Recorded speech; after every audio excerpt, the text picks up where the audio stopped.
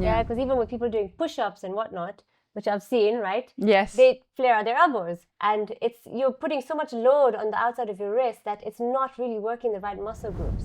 There are countless amount of studies that say that muscle is literally the food to longevity. It is the answer to your longevity. It is the answer to all your health problems. My grip strength is improved, which is so amazing. Like, it's small wins, it's baby steps. It is. And this is one thing that I always keep telling you is how badly do you want this? Exactly. That's what it comes down to as well. How badly do you want it?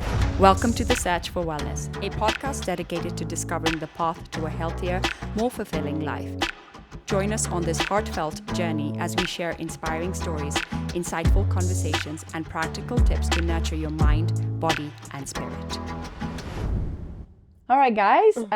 Today I have a really special guest here. It was a really dear friend of mine also, and today is a very special topic that we're going to be diving into, and this is about fitness, which is, I started this season off with one of my favorite topics, which was meditation, and we're going to end this season today with one of my favorite topics, which is fitness and working out.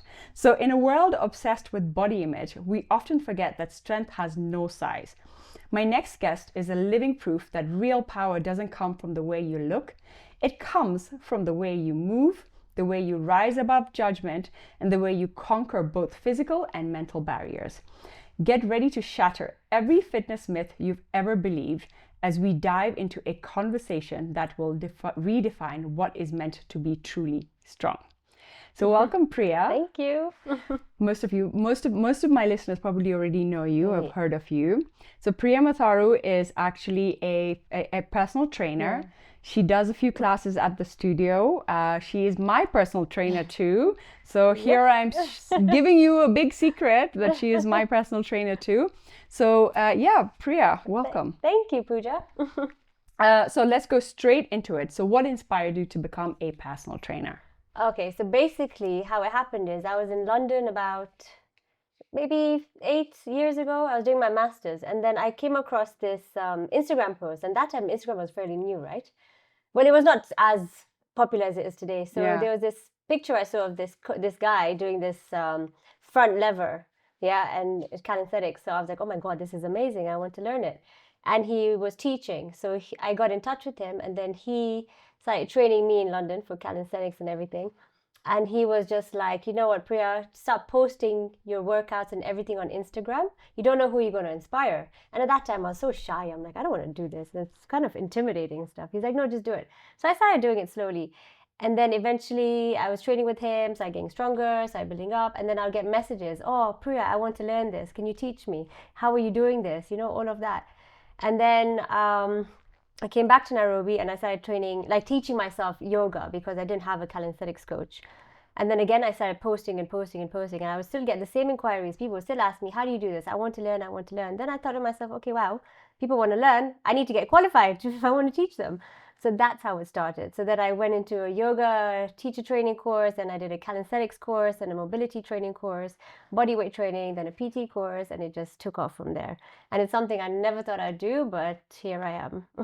And you've grown organically, I would say, right? Yes, exactly. It's very word of mouth with you. And I just feel like people don't understand what you do until they actually do like a session with you. Exactly. And then they get the point of it. So like the main reason I reached out to you was because I've had all these joint issues.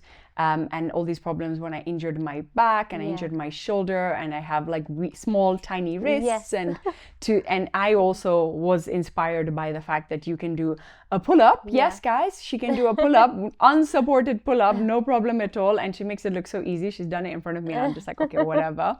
But I'm inspired by that, and I really want to be able to get, and that's my goal. That's my ultimate goal, and that's why I told you is my ultimate goal is to be able to do a pull-up. Even if it's just one. Now we'll do 10. We'll do 10. We're going to do 10. And that it is that's how I found you, and I reached out to you, and then obviously having you teach at the studio is also an added bonus because then everyone else gets to experience this amazing. And because a lot of people don't realize that what you do is as important as going to the gym and lifting heavy weights and all of that. or maybe if not, More more important, Yeah, no, right? definitely. Yeah, because So, it complements yeah, the exactly. workouts, it complements functionality, it complements your day-to-day activities. Because you want to be able to have this functional fitness sort of, movement in your workouts and how you move during the day and how you pick up a box, and you want to be able to use the right muscle group. So this mobility especially trains you how to do that. And that's what I think Yeah. your specialty Yeah. So why don't you explain to us what mobility is? All right. So mobility is basically, it's more or less, it's strengthening your muscles around your joint. Yeah, so which helps improve joint stability. It helps improve movement, range of motion, range of movement. It makes you more agile. It reduces the risk of injuries, and it just gives you it improves your posture as well, and it just gives you such a better, how do I say it? Just better composure of your own body, and you understanding your body and what works for you as well. So it's just basically making you more mobile, as the word mobility says. It makes you more mobile. So it's basically using your joints to create more movement and helping you just have an injury-free life, because that's all we want, right? Because if you don't work the right muscle groups around your joints, you're more prone to injuries, because that joint is not supported and that muscle is weak around that joint. So you want to be able to strengthen the right muscle groups using the right movements and the right form and the right technique to be able to improve your range of motion as well. And So when you that's say basically it. joint muscles, Yeah. exactly what muscles are you talking about? So the joints, the muscles that support the joints, around the joints. So around the knees, Around the knees, around the shoulders, around your ankles, around your hips, around your back, around your wrists. around your wrists, exactly. Yeah. Even your fingers, your toes, everything. There are little muscles in every part of our body, because our muscles support our skeletal system.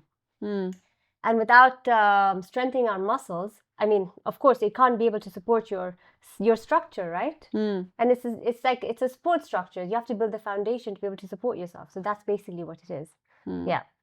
And then also, obviously, you hear of people getting injured Yeah. and being very prone to injury. Like, even I play a lot of paddle, and I hear of people left, right, and center getting injured playing paddle. Yeah. I started getting this inner golfer's elbow, Yes. and it's all gone. Yeah. After training with you Yeah, exactly. and working on my mobility Yeah. and not realizing that these small Movements, and these yeah. mobility movements are very small movements. yeah. It's not like you don't even necessarily sweat while doing No, them, exactly. but it's almost like you're connecting the mind, the body, and the muscles. And the muscle base, exactly on point. That's Yeah. exactly what it is. And that's exactly it. It's just little small movements that are actually strengthening the muscles and the right muscle groups in the right function, basically the right movement. Yeah, because again, with mobility, you want to be able to move your joint in the right way, like the way it's made. Like for your wrist is a pivot, so you can't move your wrist to the side or the other side. So when you're playing paddle and some people twist their wrist like that, it's unnatural. You want to move with your natural movement. So that's the whole idea with mobility, is using your joints in the natural movement and understanding how they move. Yeah, because even with people doing push-ups and whatnot, which I've seen, right? Yes. They flare out their elbows, and you're putting so much load on the outside of your wrist that it's not really working the right muscle groups, and you're putting extra tension and extra, load on the wrong places, which is going to cause injuries and just trigger different points of your body, and then you're not really gaining from it. You're just hurting yourself in the long run. And the other thing is that first learn to do the movement properly. Exactly. And this is one thing that I learned from you, and which I love, is that when you always say to me, you're like, it's not about how many you can do, it's about how many you can do properly in the correct form. Yeah. So even if you're going to do 5, do them properly, do them in the Exactly. correct form. And Yeah. this is something that is so important when it comes to fitness, when it comes to exercise, when it comes to building strength in our body, especially the 100%. older we Yeah. get, the more, Oh, of course. Yeah. it is the most, is, it's the yeah. fundamental, it's the foundation, It is, right? yeah, because like again, we start losing muscle mass as we get older, and I think that's the question. We start losing muscle mass as we get older. So in our 30s, we begin to lose muscle mass. Yeah. And each decade is a percentage that drops. So 1 to 2%, right? Wow. And then even your strength, the strength actually is about 3 to 4% each decade. It drops. So if you don't work on that as you get older, you're not going to be able to move. And you've seen like older people, they struggle to get up. They have knee pain, they have joint pain, they have back pain constantly. They're on a walking stick because they haven't been working on their muscles. Their joints are not supported. Their muscles are weak. So there's no how do I say it? they're not supported correctly, so they're unable to move. You know, the thing is that, you know, osteoporosis, osteopenia, all of this stuff is all bone degenerative diseases. yeah. But why does the bone start to degenerate is because the muscle on top of that bone and around that bone is too weak Exactly. to support that bone anymore. And this is why the bone starts to degenerate. I mean, there are countless amount of studies that say that muscle is literally the food to longevity. It is the answer to your longevity. It is the answer to all your health problems. You know, the more muscle you have, the more muscle mass you have in your body, the longer you're going to live. It's true. And in fact, there's a study that just came out, or it came out a while ago, that muscle loss is linked to dementia. Yeah, it is. It's linked to dementia for sure. So in your opinion, what is the best way to build muscle? In my opinion, so basically what I would say is just, first of all, you need to see why do you want to build your muscle? What are you planning, like, what is your goals, right? So some people want to do it for aesthetics. Some people want to do it for bodybuilding. Some people want to do it for, you know, just to look good or whatever it is, right? So you have to first figure out, why do you want to build your muscle? Yeah, what are you working towards? And then from there, find a plan or a program that you enjoy, that works for you. So it could be running, climbing, rock climbing, going to the gym, whatever it is. But you need to find out something that you enjoy, so then you will actually stay committed to it. And then the second bit is how to build muscle is just understanding your body mechanics, understanding where your weaknesses are currently, working on those weaknesses first before you jump 10 steps forward, you know, and working on, like, say, just working on your glutes. You want to grow your glutes or whatever it is. You need to first see where are your weaknesses, work on those first, build that foundation first, see where your misalignments are, so you're building the muscle correctly as well. So you're not just, you know, working blindly and going to the gym and just doing 100 squats pointlessly. When you're going to start injuring your back, you're going to start getting lower back pain, then you're going to get shoulder pain, then you're going to get ankle pain, knee pain, all of that.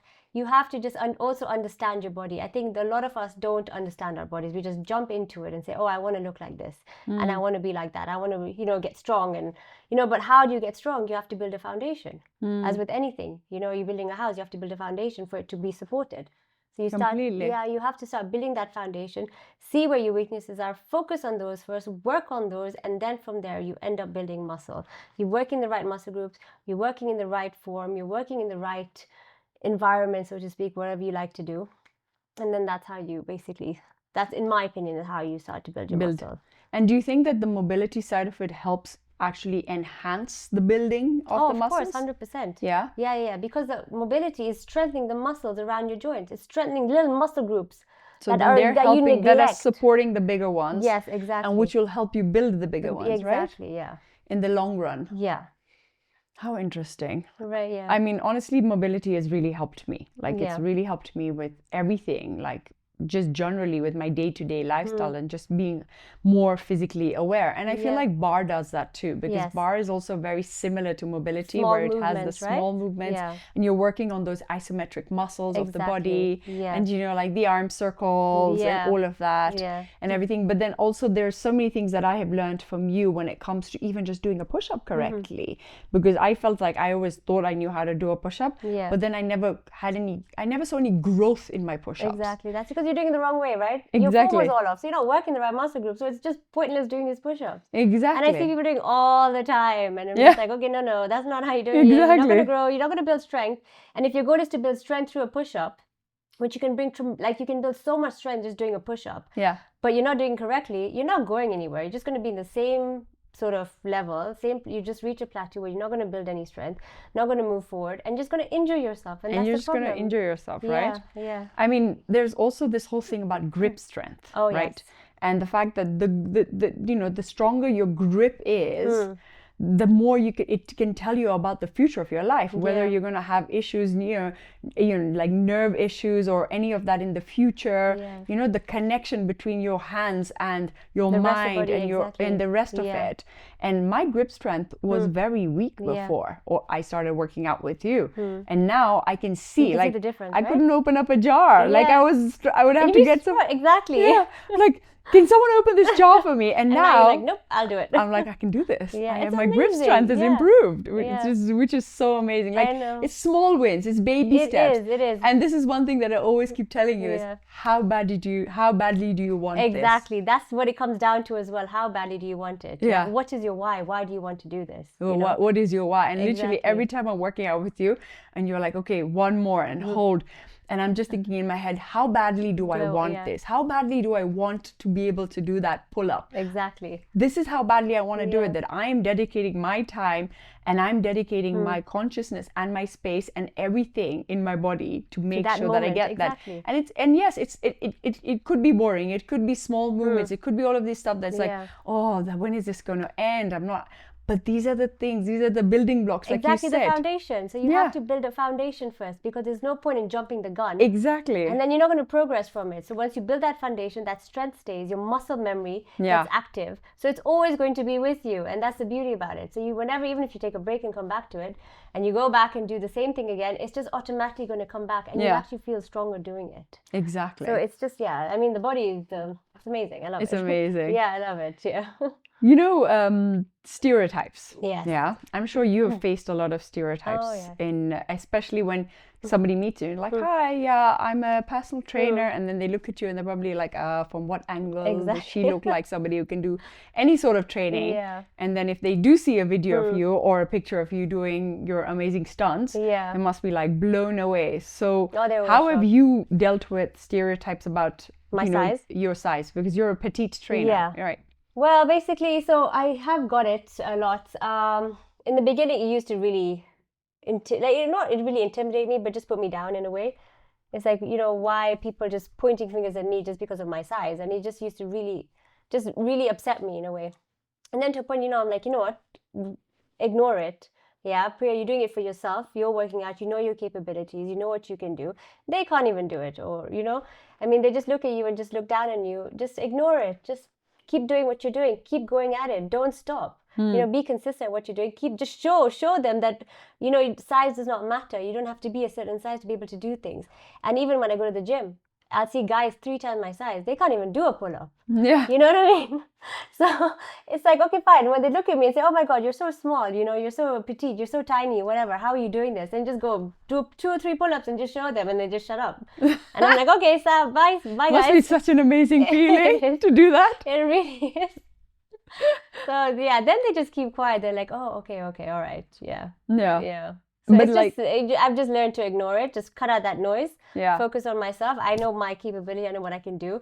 This is my size, this is my body, I love it. Yeah. I can't help it. I mean, I love what I can do with my body, and I'm grateful for it. So it's just you have to just ignore that.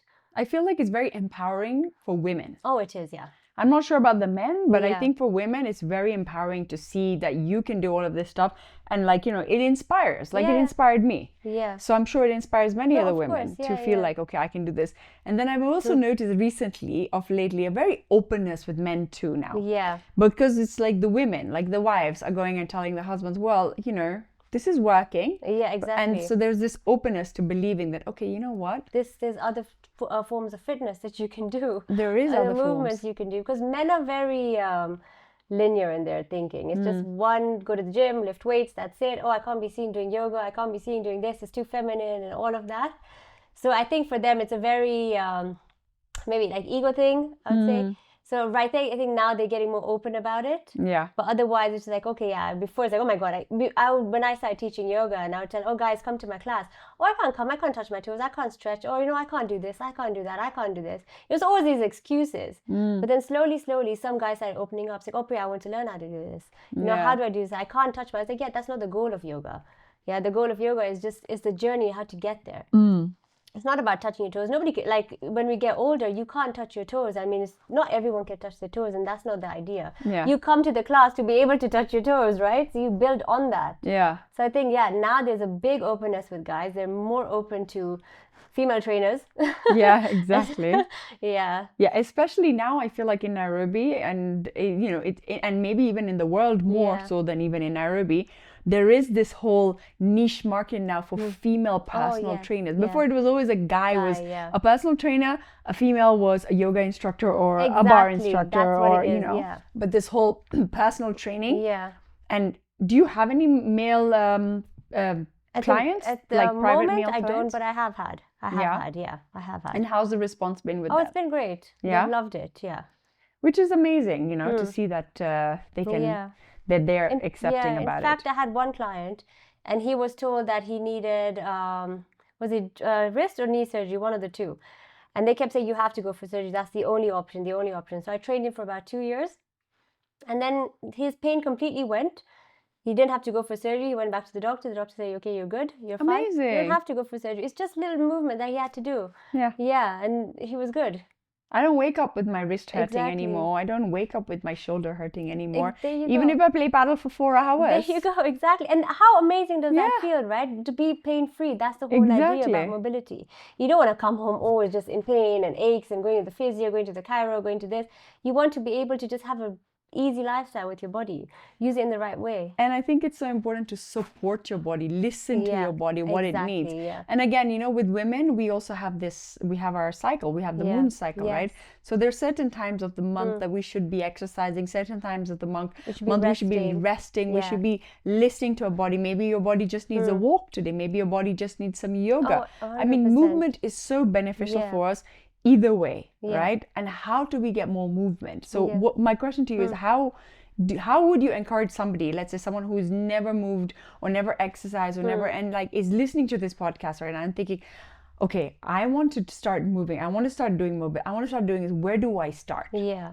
Well, number one, come to my class. Yeah, for sure. Just little movements. Just get up in the morning, little light stretches, just little movements in the morning. Just open up your chest, down dog, for example, up dog, doing sun salutations in the morning. If you know how to do that. Just 5 sun salutations in the morning will make a little difference. That way you're just activating your body. You're slowly introducing movement into your body and mobility into your body. Just slight movements, just stretching, going against the wall and just putting your hands out and just stretching out, or reaching for your toes, coming into malasana, for example, holding that squat for about a minute or even 30 seconds. What's malasana? So the low yoga squat. Oh, right. Okay. Yeah. Okay. So just stuff like that, just little movements. I mean, it doesn't have to be drastic. It can be 2 minutes a day. It can be just a minute a day. Just so long as you're starting somewhere. Yeah, just even forward fold, just touching your toes down, stretching up, putting your hands up. Yeah. Just little movements, moving to the side, stretching your obliques out. Just introducing a little bit of movement and breath work. The other thing is very important is breath work. Yeah. You can't just move without your breath breathing work. correctly, right? Yeah. You have to always incorporate the right breath work when you're moving your body. Otherwise, again, it's kind of pointless, to be honest. Yeah. Breath work is very important. Yeah, exactly. Like not holding. A lot of people, when they're doing any form of exercise, it's shallow breathing, right? Shallow breathing, or they're even holding their breath. Yeah. Like, and that's like the worst thing you can do for yourself is even hold your breath. Yeah, exactly. I think even like if you want to incorporate anything, start off by just learning how to breathe correctly, right? Exactly. That's it. I think that's a really good point. You have to learn how to breathe correctly. I mean, like my mom is a breath coach, so luckily I've been quite blessed to learn the right way of breathing, the breath work from her. And she has just so much knowledge when it comes to breathing and breath work. I saw the podcast and I did it as well. I thought it was amazing. Thank you. No, and I think that breath work is so important, and incorporating that, even if you're doing strength training, weightlifting, Zumba, whatever it is that you find enjoyment. But I think it's really important to find a balance. You can't be just playing paddle for 6 days a week and then resting maybe 1 day and then expecting your body to be in perfect shape and form. You can't. There's no way. Yeah, your body needs that adequate rest. Like this overtraining, excessive training, your muscles don't have time to recover. But I think it's important to also have a variation of exercises, right? Yeah, of course. Like a different type, like, to complement. Like mobility complements certain things, maybe bar even as well. Bar complements certain things. TRX, which is again body weight. There you go. A lot of the things that me and you both do are very body weight related. Yes. And I've always shied away from weightlifting because it's always been like oh my God, I can't be bothered. It's so boring. It's so whatever. I'm very like you, very body weight orientated. But then I go to the gym with my husband once in a while. And I do lift some weights, and it's you see the results. You start seeing the mechanics behind it. You start seeing the whole point of the muscle breaking down, the tissue breaking down, and then rebuilding again. Which leads me to my next question Yes. is, what is, in your opinion, the perfect diet, would you say, for somebody, like everyone says, okay, diet is 80%, 20% is the workout, or, it can vary from person to person. It can be 70, 30%. But what, in your opinion, is one of the fundamentals when it comes to strength and muscle building and something that you really need to incorporate in your diet? Protein. Yeah. 100% has to be protein. Yeah. And even not even just when you're training, even if you're off training days, you have to have protein because your muscles need that food. Yeah. Right? You have to, it's like fuel for your body. Because again, like how I mentioned earlier, your muscles are the structure to your skeletal, your body basically, right? So if you don't have the right amount of protein coming into your body every day, your muscles are going to start degenerating and it's going to go to other sources to look for food, which ends up turning into like fat. Exactly. That's what happens. Yeah, it doesn't fuel the muscle properly. Exactly. So you could be doing, countless amount of push-ups or pull-ups or whatever, but if you're not fueling your muscle by giving it adequate amount of protein, what is an adequate amount of protein? So there's a range. So it's about 1.2 grams to 2.2, depending on your body type and the size, or for men and women it's different. So for women, most is 1.2, for men about 2.2 per gram per kilo, 1.2 grams per kilogram of body weight. Okay. Yeah. So and so it's important to have that at every meal, or not every meal, throughout the day. Throughout the day. Yeah, throughout the day. So you basically have, for example, if you're about 50 kilos, so 1.2 times 50 is what? About, I don't know, 52. Bad at math. So basically try and have about 52 grams of protein. Spread it out throughout the day, right? Yeah. You don't have to have it in one. It's impossible to eat all that protein in one meal. Just spread it out throughout the day. Have either, whatever you like. If you need extra protein, you can go for a protein shake if you like that. Or if it's meats that you're eating, or vegetarian proteins, whatever it is, just incorporate a little bit of protein or adequate amount of protein in each meal that you eat. That way you're ensuring you're getting enough protein per day. Yeah. And you're a vegan. How long have you been a vegan for? 12 years now. 12 years, when vegan was not even a fad or a fashion or anything. You've been a vegan. It was nothing. It was like non-existent, right? Yeah. So what, like, in your opinion, do you, like, I mean, you're a vegan, so what do you have for protein? I will have, my protein sources are protein shake. I'll incorporate that because sometimes I feel I don't reach my protein intake in a day. So I'll always just have maybe 2 scoops or 4 scoops. I'll add that as extra protein. Or I'll have tofu, or maybe soy mince, or chickpeas, or even mushrooms. There are lots of different sources, lentils. And the lentils, again, people will have this argument that, okay, chickpeas and lentils is mostly carbs as well. But they're good carbs. They're complex carbs, right? So there's a protein, there's amount of protein in it, and there's amount of carbs, which your body also needs carbs to also function correctly. Of course. And that's another thing females shy away from. Oh, I don't want to eat carbs. I can't eat carbs, But you have to have carbs, because if you don't have carbs, you're not fueling your body. You're not getting that energy source that it needs. So again, it's going to start storing fat as your energy source, because it's always going to be in a fight or flight response. Yeah, because it's always waiting for something, because it's not getting enough energy. So it's always like, oh my God, something's going to happen. So it's always storing extra energy in your body, and that just because you've starved the body, so it keeps it as like a reserve. Like, this is my reserve bank. Basically, exactly, right? Yeah. Oh my God. So you have to have enough carbs and protein. Yeah. Yeah. And the same goes with protein. Like, for example, if you fats. Good fats, exactly. Yeah. Yeah. So what are good fats? So good fats would be like avocados, nuts. What else would there be? Coconut oil. Yeah. Yep. I mean, I know you take ghee. I don't take ghee. Yeah. So that's a good fat for you. Yeah, exactly. Yeah. So yeah. But it's amazing, because a lot of people don't realize that you could be vegan and you could still get a really good amount of protein. Like, even just the lentils. So we have the green lentils, the mug ones, the mug beans. When you sprout those, there is an enzyme in them that gets activated. And when that enzyme gets activated, it multiplies the amount of protein in that mung bean. All right. Yeah, which is amazing. So even just a handful of that is so nutritious for you. It's not only good for you in the level of protein, but it's actually really good for your gut. It feeds your gut microbiome, which is also really important for you. So it's an all-round a win-win. Yeah, no, 100%. But yeah, I've made a conscious effort of having more protein in my diet too, and having these protein shakes and all of this, and it helps. It really helps to have a good balance of, and just being really, really conscious and aware. Because if you're putting an hour, 2 hours in the gym, and then the minute after you're done, you're going and having a plate of chips or... It's not going to help. It's not going to help at all. Yeah, your muscles are not getting the right food it needs. This podcast was created to inspire and connect with people. If you are liking the content of this podcast, hit the subscribe button, like, follow, and share this platform. Lots of love. So when we talk about supplements to use, or you just stepped on electrolytes, what else do you think would be something that would be beneficial for somebody who wants to work out and everything? So obviously like protein shake, number one. Electrolytes, you can get an electrolyte supplement from a health shop, which has all your essential amino acids, helps with your muscle recovery. And there's magnesium as well you can take, which also helps with, muscle recovery as well, and sleep. I'll think those. I don't know, in your opinion, what would you suggest? So what I do is, what helps me a lot is, electrolytes definitely. So I do take these element electrolytes, because at the end of the day, when you're sweating, you are losing your salts, which is you're losing your minerals. So it's really good to replenish those.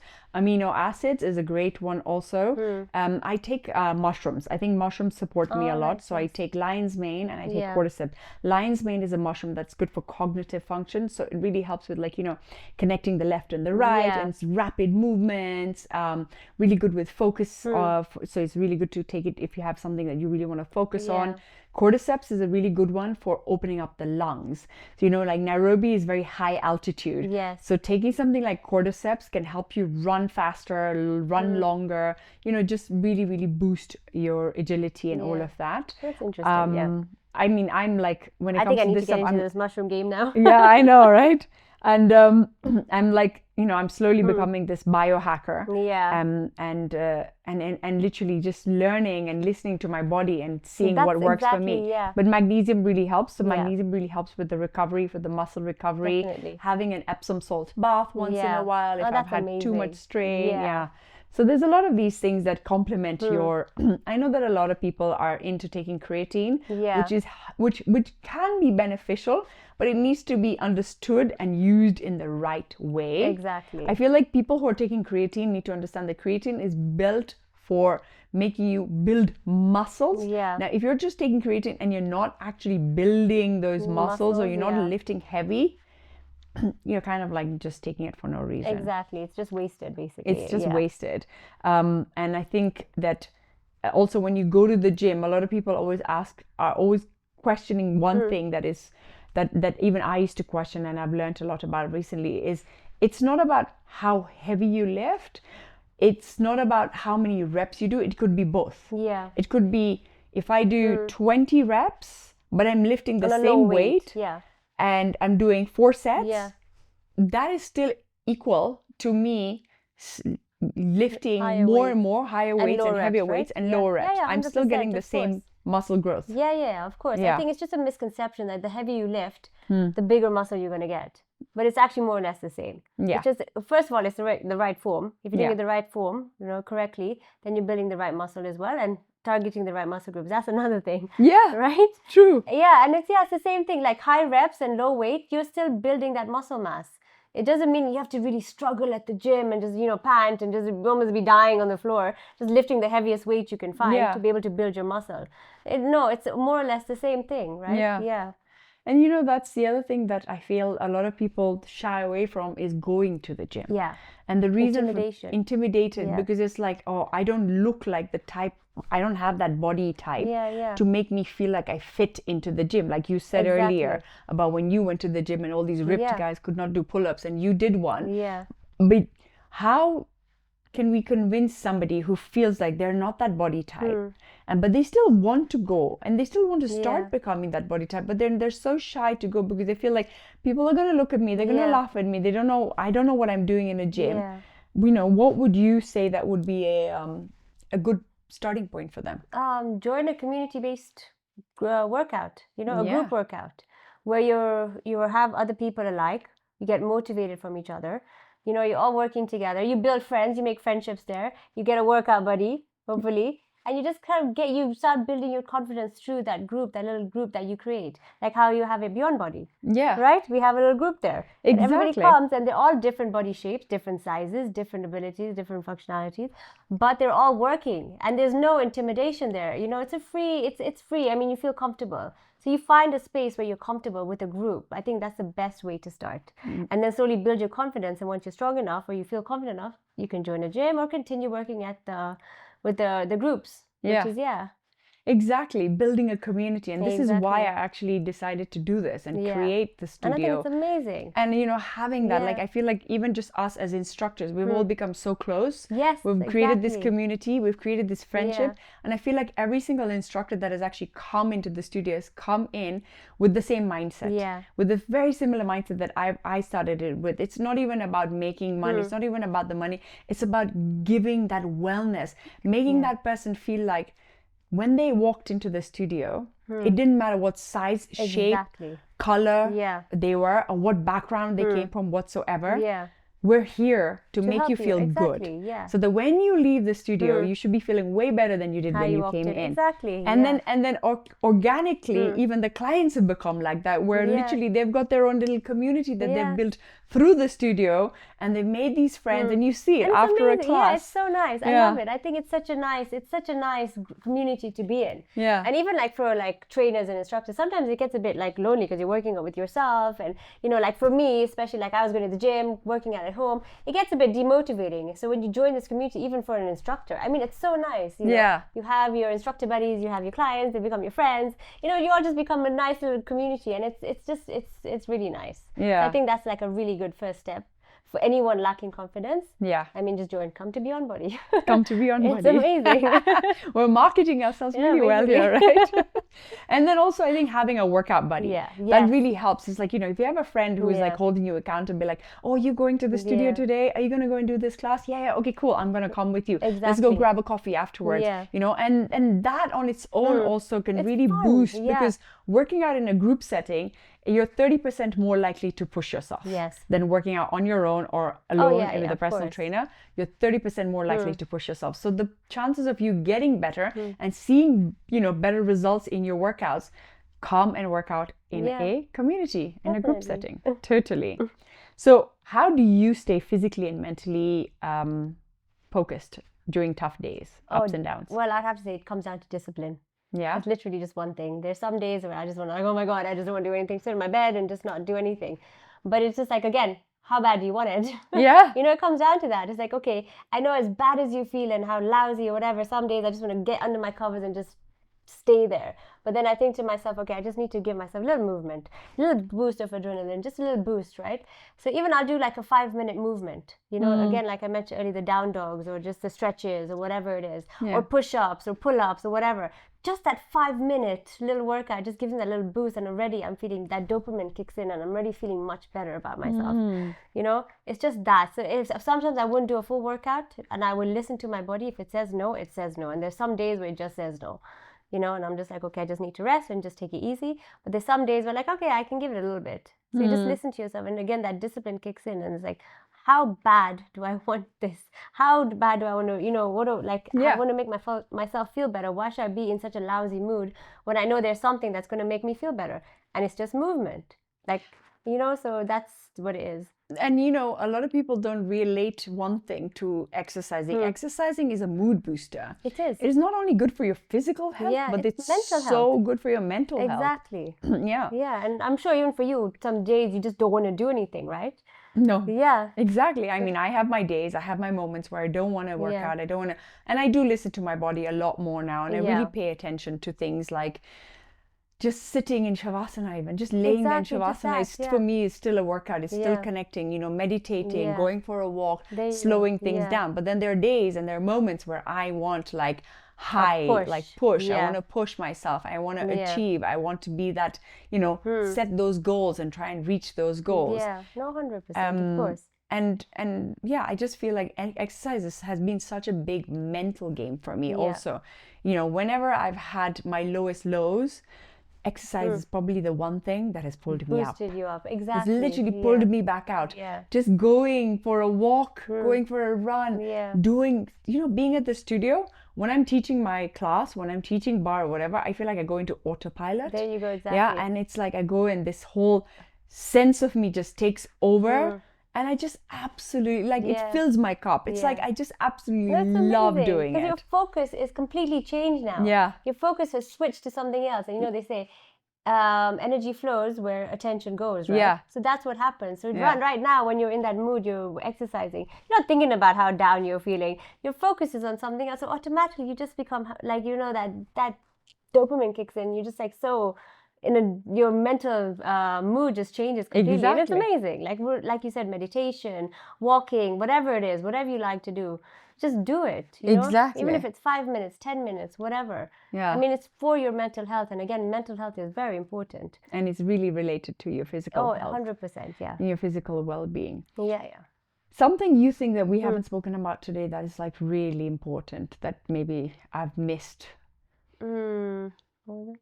No? Anything you can think about? Because exercise is something that I'm so passionate about, and I feel like I can go on, but I can go on a ramble about it. I think like how we just touch on mental health, I think that's also very important. Yeah. Like how fitness is not just about your physical, it's also about your mental. And it's how you take care of your mind, your stress, your day-to-day life activities as well. Affects your fitness, your capacity, your physical capacity as well. So I guess stress again is such a big issue that a lot of people deal with. How you deal with, but how do you deal with it, and how does it affect your physical? You know, you get aches and pains here and there and all of that. So then that's also your fitness. And if you're not addressing that issue, you're not really progressing in your fitness as well. So it's all related. Yeah. Yeah. So it's just not just a physical aspect. Fitness is all round. Yeah, it's a full 360. It's a full 360, exactly. What is your outlook on sleep? How important is sleep when it comes to this stuff? Very important. Yeah. That's your recovery, basically. That's your recovery.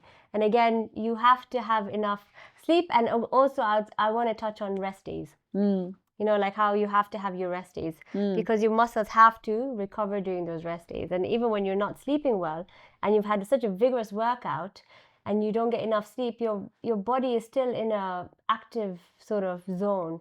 So it's not getting, your muscles are not, how would I say it? They're not recovering faster. Yeah. The recovery process is slower because what happens is when we're recovering and when our muscles the muscle fibers need to come back together, there's something called fibroblasts.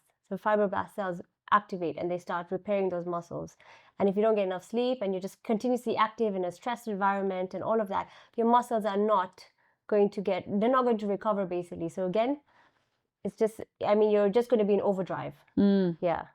No, I agree with you. I think sleep is so important, and to monitor your sleep is also very important. This is why I wear this thing. Yeah, exactly. It's called a Whoop. I need to get that. Yeah, it's amazing. It's a game changer. Yeah. This thing has really changed my life because what it does is it tracks your HRV, which is your heart rate variability throughout the night. It checks your stress level, so it shows you what your stress, and obviously the stress monitor is supposed to go like this, which is what it's supposed to be like. It's not supposed to be completely on the parasympathetic, and it's not supposed to be completely on the fight or flight. Yeah. It also checks your recovery. So now if I know that I've had like a really hectic workout and then I didn't sleep very well and my recovery was very low, then I know that tomorrow or today, if that's the result that I see on my Whoop, then today I will take it easy. Exactly. I will even cancel like things that I need to do, and I'll be like, you know what? My body needs to recover. And it's a really good way and a guidance to monitor your sleep because it shows you how long you've slept for, light, deep, all of that. So you can either get a Whoop. I need to get that. It's so amazing. Honestly, this thing is a game changer. It's like, I'm so addicted to it. It even checks, like, you know, when you're working out, it automatically detects what kind of workout it is. It's not always accurate. It thinks I'm doing bar 24/7. Like literally it's like bar. But I'm like, I'm not doing bar. I just washed my hair. Like, come on, man.